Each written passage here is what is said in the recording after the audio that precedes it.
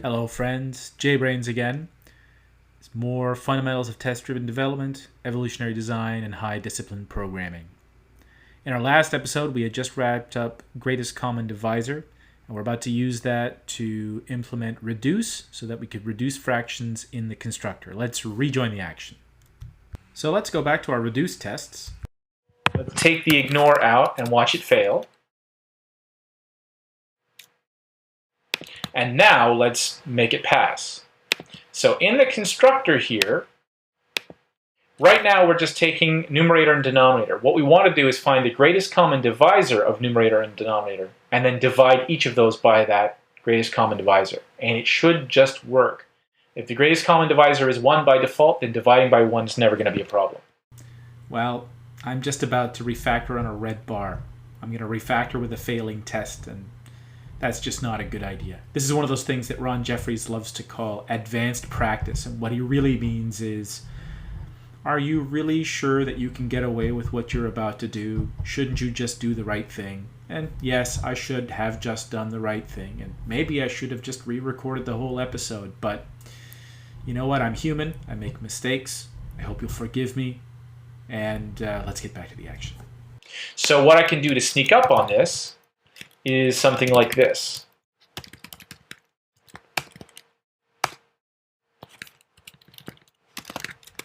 Just assume first the greatest common divisor is 1.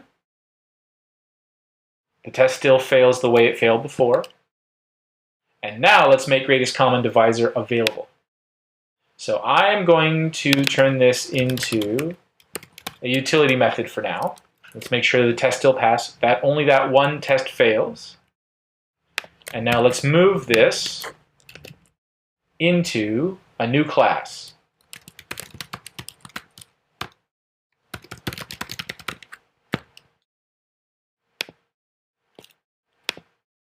Oh, maybe it doesn't let me create the new class right as is. All right, then let's create a new class. Create a new class called number theory. And we'll move this to number theory. Let's make sure that all the tests still pass, but that one, which we'll make pass in just a moment. And now over here in the constructor, the GCD will now be number theory, GCD, numerator, denominator. With luck, everything will pass. With luck, everything will pass. Yes! Anytime I'm that excited about making a test pass, that probably tells me that I made too big a step. Well, these things happen. We try to minimize the damage. We try not to make the same mistake next time. And, well, if you were pairing with me, you would have stopped me, right? Let's check that in. A slightly bigger step, I probably could have checked that in smaller pieces, but I think it went pretty quick.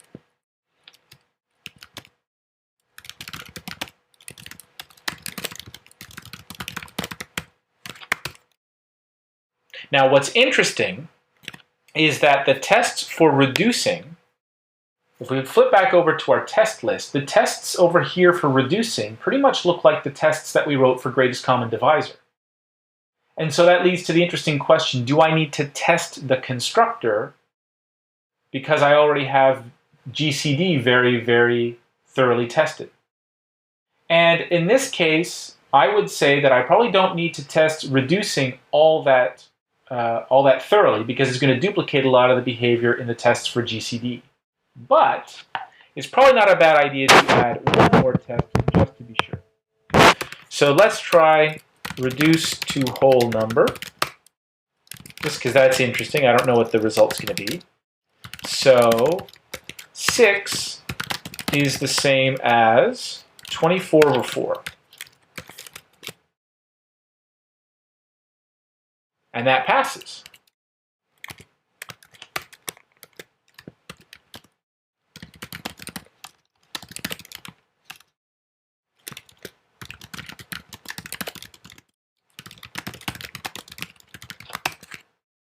The only other edge case that I probably want to check on is 0.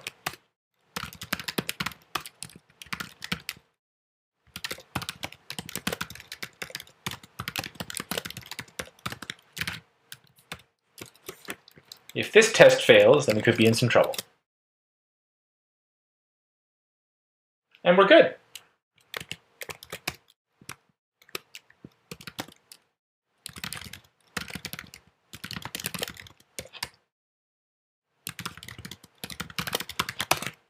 So I think reducing works, so I don't have to worry about that anymore. Back in our test list, we can remove all that. And now we should be able to write the rest of our tests.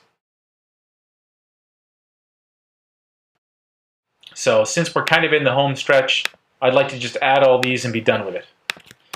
So let's try 1/3 plus 2/3. So reduce result to whole number.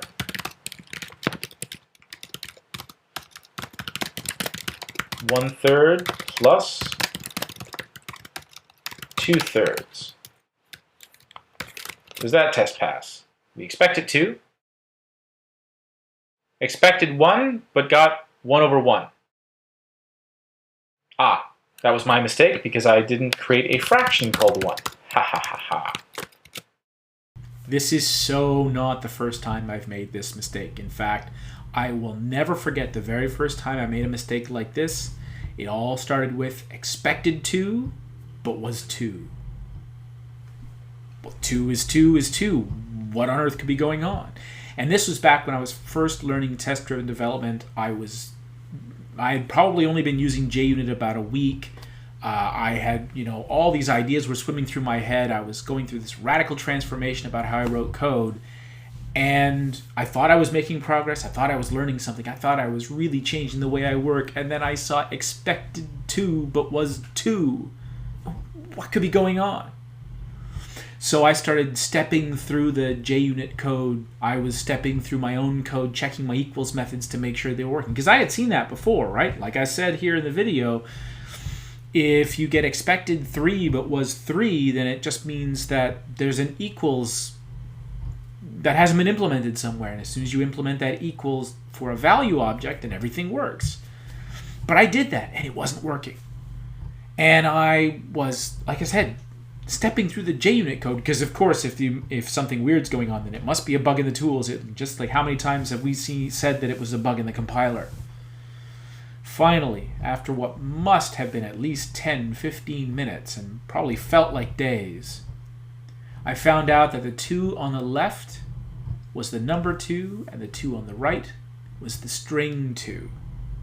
And of course the string representations look the same, so you get expected 2 but was 2. Equals wasn't the problem. The problem was that they were objects of 2 different types, and I was comparing them to each other, and it just wasn't going to work. Well, the beautiful thing about making a mistake like that, well, there are 2. First, it becomes a nice story you can tell programmers, and second, more importantly, you never ever make that mistake again. Well, until maybe 12 years later. Back to the action. I guess the fingers got a little too quick there. All right, so going back to our test list, 1/3 over 2/3 equals, or 1/3 plus 2/3 equals 1.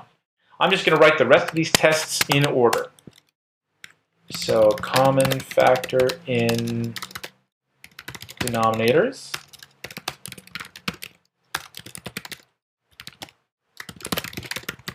(11/8) is 3/4 plus 5/8. And that test should pass. And it does. Scratch that off the list.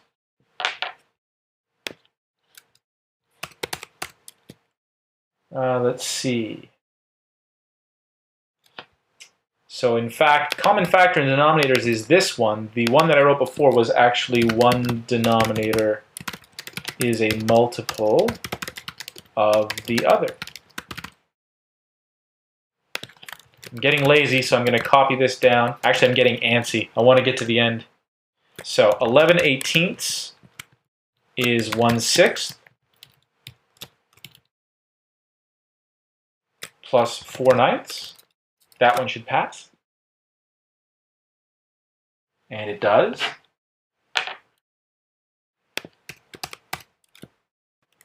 reduce result even when denominators are the same.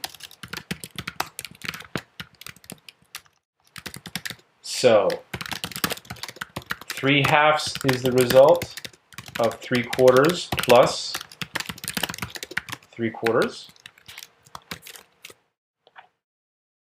That test should pass, and it does.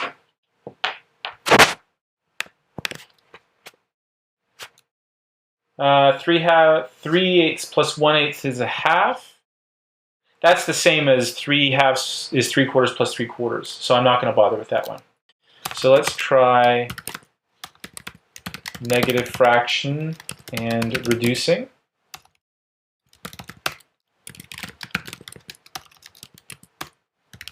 So 1/2 is negative 1/4 plus 3/4.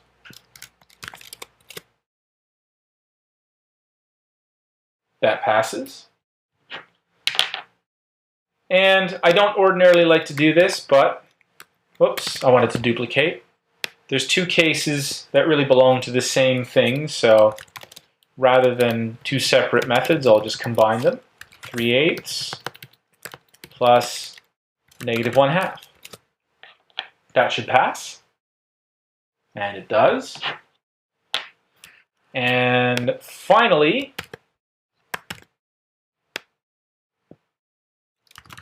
1/2 is 1 over negative 4, negative 3 over negative 4. This is actually crazy negative signs. Actually, negative signs everywhere. This one's a little bit different, so we'll give it its own test. And it fails because 1/2 is not the same as negative 1 over negative 2. So this is the one time when it would definitely be worth having the GCD be negative, but we're going to make that a special case instead.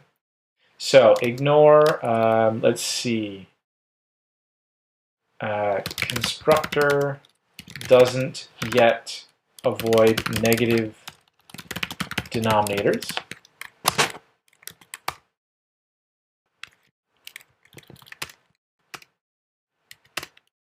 So we should ignore that for now. All right, so wrote a handful more examples for reducing while adding fractions. Found a missing case for GCD. Now, once again, what we've just been doing is not test-driven development. It's unit testing. And I'm not saying that one of those is good and the other one is bad. That would be silly. They're complementary techniques. We need them both. I think it's important to know which you're doing at that moment. Not for labeling purposes and not because I'm going to bill with different billing codes, but they're fundamentally different mindsets. They're fundamentally different ways of thinking. When I'm doing test-driven development, my focus is on driving the design and using examples to justify adding complications. Whereas when I'm testing, I've built something, I need more confidence that it works the way I intended, and so I want to add more examples to try to find problems. We need to do both, but I find that I get much better results when I'm really clear about which one I'm doing right now. So let's reduce this to a simpler test. The problem is that 1/2 and negative 1 over negative 2 aren't the same thing. So this is a fraction equals test problem. So let's try negative denominator. So 1/2 is the same as negative 1 over negative 2.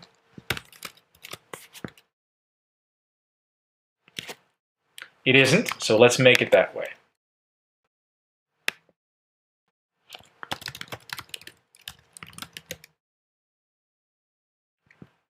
Oh, hell no, I am not coercing this int to a double and then truncating it back to an int. Forget it. So what I really want is times sine of denominator and the sine of the denominator is if the denominator is less than 0, then it's -1, otherwise it's 1.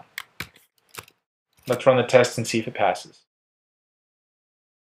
It does. That might not be the nicest way to do it, but it's certainly a direct way to do it, and I hope that the name sign of denominator captures that intent clearly enough. So, one more test just to be sure, and that is that 1 over -2 becomes -1 over 2. Perfect. Fraction now shifts negative sign away from the denominator. And that should let us go back now to this test, which should now pass. And it does. Last most complicated test for adding fractions passes. So we'll go back over to our test list. We'll scratch that one out. We'll look at the list. It looks empty. The only last thing is, what happens if we try to do the greatest common divisor of something with 0? Well, if we need to check it, we need to check it. So let's go to our number theory. Let's find out where those tests are. I believe that's greatest common divisor test. Now let's try it. Now this is what would be called a learning test or a characterization test. I'm not actually sure what's going to happen. So I'm just going to expect 0 and try it out and see what happens. So let's try 1 and 0.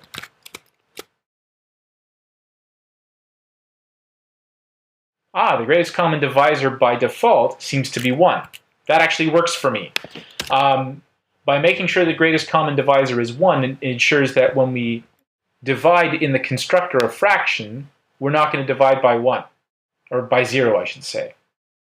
So I'll just make a point here at contract, GCD never returns 0. That at least allows us not to worry about the case where we don't have to worry about handling division here. In fact, if 0 division happens, we know the bug is in GCD. Well, let's make sure that it works no matter whether the 0 is in one place or the other. Actually, it's interesting. The greatest common divisor ends up being 5. Well, that's okay, just as long as it's not 0. We're never going to have 0 denominators anyway. Well, that's actually an interesting question.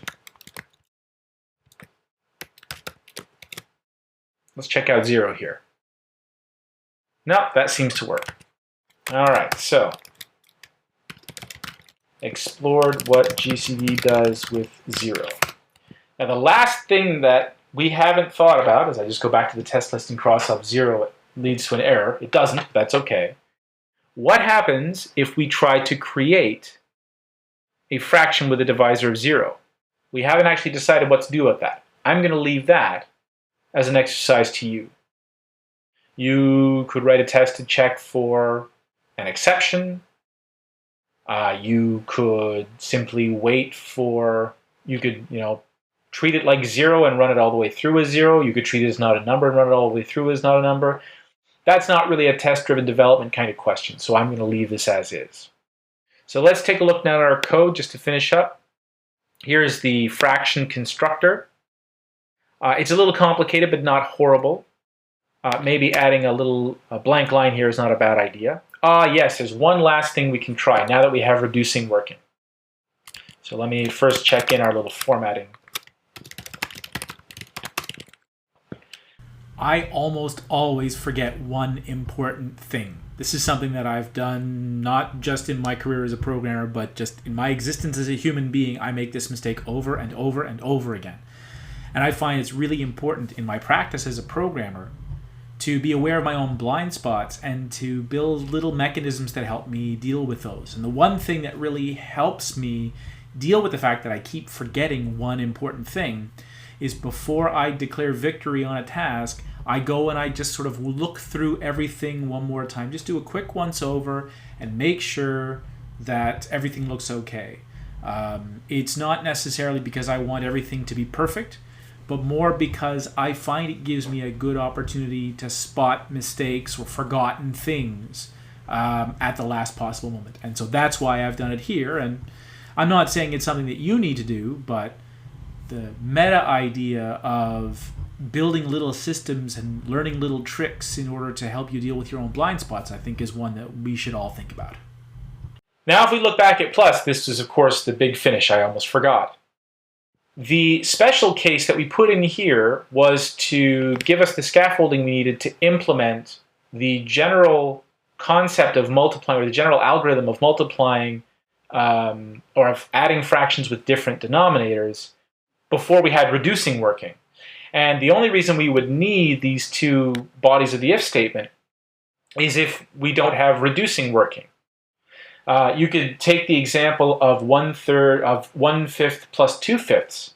If you use the naive implementation, then instead of getting 3/5, you'll end up getting 15 over 25, which would reduce to 3/5 if reducing were working. But now that reducing is working, it's entirely possible that we don't need this if statement anymore, so we can remove the duplication. Now, the easiest way to try this, remember, is to copy the general algorithm from one body to the other, make sure that it works. It does, and only then now remove the if statement and reformat the code. And now I think we've done it.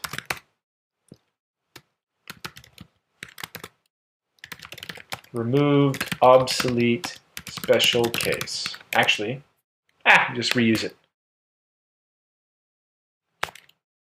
Has it really been that long since we removed obsolete code? All right, removed obsolete code. I always love it when I end my sessions with removing obsolete code. So I think that's everything we need here now. The number theory, we have this nice little number theory class. We could add a little comment that says where we got the algorithm from. Everything else is in fraction. And we have a whole bunch of tests that we can refer to anytime. Now again, the add fractions test has become a little bit of a junk drawer, so you might want to go through and reorganize things a little bit, but otherwise, I think it looks pretty good. Fraction equals test is not horribly comprehensive, but it's quite good, and if we wanted to replace this with the equals hash code kind of test, then we could absolutely do that. Reduced fraction test is pretty small, but it does the job. It might not be a bad idea to put some negative tests with negative numbers in here. And greatest common divisor test, I think, is pretty comprehensive. So I'm pretty happy with the result. I think that's it. It really surprises me that such a simple example is so rich with micro techniques in test-driven development, but here it is. Next time we'll look at a more interesting example, a more involved example, something that involves multiple objects. In the meantime, thanks very much. I hope you enjoyed it, and we'll see you later.